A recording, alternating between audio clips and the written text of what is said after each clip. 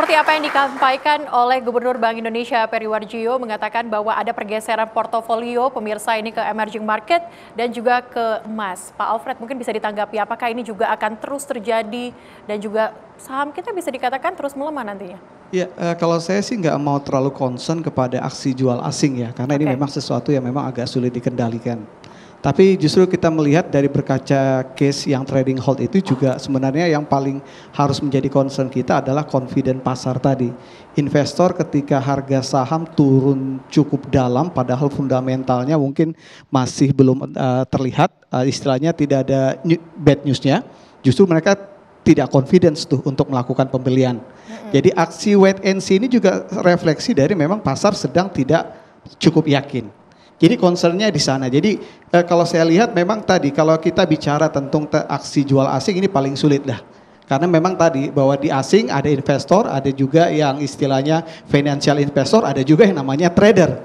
Jadi lengkap juga. Jadi artinya bahwa ya opportunity-nya juga ada. Tapi yang saya melihat tadi yang kemarin itu seharusnya bursa kita tidak terkoreksi sampai sedalam itu. Tapi sekali lagi kenapa bisa kejadian? Karena memang confidence. Makanya begitu tadi rekan-rekan dari parlemen datang kemarin waktu kejadian di trading hold, kita lihat bahwa begitu datang ternyata ada penurunan koreksi.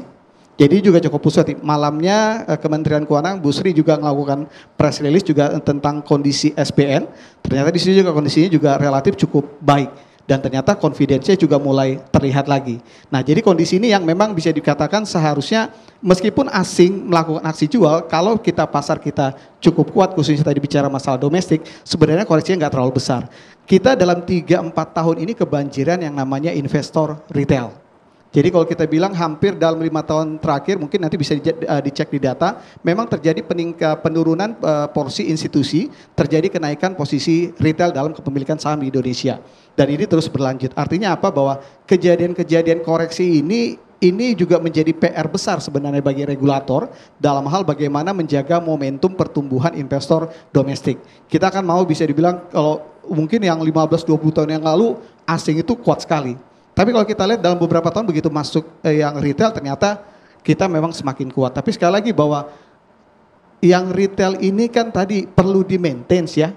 Kalau melihat tadi yang bilang Mas Fitra memang sangat penting. Kita melihat bahwa dalam kejadian ini menunjukkan bahwa memang komunikasi yang kurang.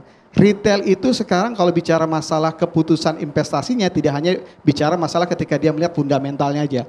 Tapi ada persepsi yang terbangun oleh informasi yang masuk. Informasi yang masuk ini kan kita nggak hanya fakta, tapi juga rumor, bahkan hoak. Ini yang nggak bisa dikendalikan. Jadi kalau kita lihat kayak kemarin rumor Bu Sri Mulyani mau mundur. Okay. Kita nggak tahu tuh siapa yang melempar rumor. Tapi apakah tertangkap oleh investor retail? Tertangkap. Kita lihat komunikasi dan antara ketika bicara masalah uang-uang di bank BUMN bakal menjadi masalah. Ternyata faktanya juga tertangkap juga di masyarakat. Itu yang menjadi pegangan mereka. Jadi makanya ini yang memang menjadi PR besar. Kita nggak tahu bagaimana proses membendung informasi-informasi kepada investor retail. Karena sekali lagi akses informasi retail itu jauh berbeda dengan yang institusi. Mereka lebih kuat lah. Tapi kalau ring retail kita dari medsos yang masuk, dari ego dan sebagainya tuh siapa aja bisa memberikan. Nah ini yang memang menjadi catatan. Jadi sekali lagi memang concernnya bukan kepada aksi jual net sale. Memang itu bisa bilang nggak bisa kita hindarkan dalam kondisi yang seperti ini. Tapi seharusnya tadi penurunan bursa kita itu tidak seturun seperti ini kalau tadi bicara masalah informasi yang masuk ke investor retail itu jauh lebih cepat, jauh lebih bermutu. Jadi saya pikir ini memang ya dinamika bursa selalu ada ya. Karena kita tahu kejadian bursa kita minus 5% hampir saya catat dari 97 hampir 21 kali. Jadi dinamika selalu ada. Tapi kita berharap ada pelajaran yang kita dapatkan. Memang ini harus diselesaikan. Yang terakhir adalah bicara masalah literasi masyarakat.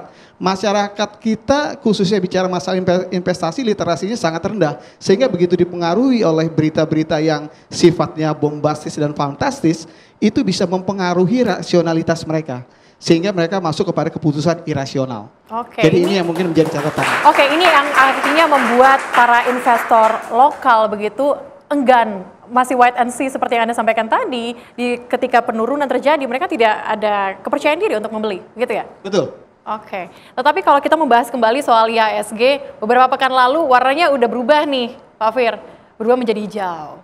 Berubah menjadi hijau ini apakah teknikal kah? Sudah saatnya?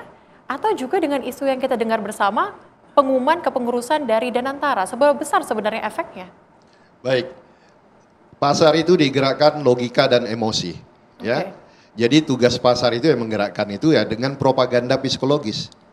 Jadi semua logik Indonesia baik-baik, sedang baik-baik, tetapi emosi itu nggak bisa diatur. Sehingga itu yang menggerakkan. Pada saat JP Morgan, Merrill Lynch, Credit Suisse, Morgan Stanley, dan BNP Paribas, mereka pemain besar, ngomong tentang downgrade everything. Ada nggak tanggapan dan sanggahan dari Bursa Efek Indonesia? Nggak ada. Jadi tadi bicara lagi literasi dan komunikasi, kita nggak ada. Kita membiarkan pasar kita dibegal gitu loh. Akhirnya apa? Terbentuk di pasar tadi, wah kalau JP Morgan, kalau Merrill Lynch, Goldman Sachs, pemain besar udah ngomong begitu, berarti benar. Ya, kita nggak tahu apa di balik omongan itu. Kenapa? Orang ngomong itu kan ada yang tersirat dan yang tersurat. Nah, ini yang kita harus tahu. Kalau itu digunakan sebagai propaganda psikologis untuk mengkoreksi pasar dan mereka bisa dapat harga murah, itu bisa terjadi. Nah, jadi IHSG dari awal saya bilang, saya yang ngomong di Instagram saya bilang, jangan terlalu sok tahu. Banyak orang bilang IHSG crash. Enggak crash. Oke, tapi saya mau dalaminya tuh soal kembali hijaunya nih Pak Fir. Apakah memang ini teknikal kah sudah waktunya untuk hijau kembali? Atau karena memang kepengurusan dari Danantara? Mungkin bisa dispesifikasi ke situ? Kita lihat apa yang tertulis, apa yang tercatat di chart, bahwa kenaikannya itu karena emosi dari retail, bukan pemain besar. Nah, jadi secara teknikal dia naik. Tetapi hari ini kita lihat dia terjadi gap up.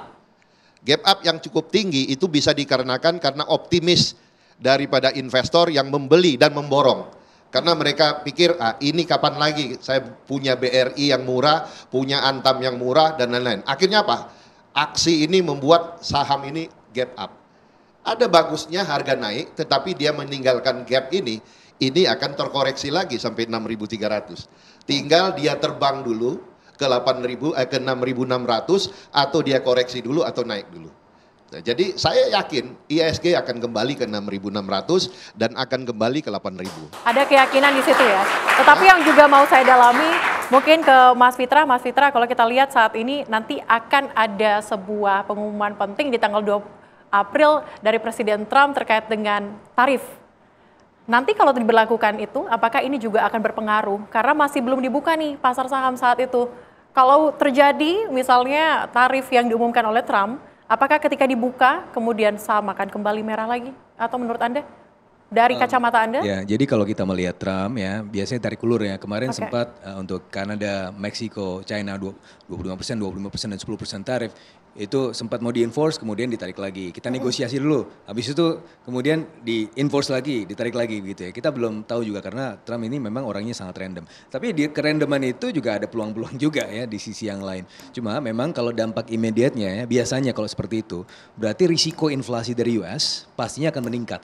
Gitu kan. Ketika risiko inflasi dari US meningkat, maka kemungkinan besar The Fed itu responnya akan lebih relatif tidak terlalu agresif untuk menurunkan suku bunga. Dan ketika pasar membaca itu, maka immediate impact-nya untuk di pasar indikatornya adalah USD 10 year.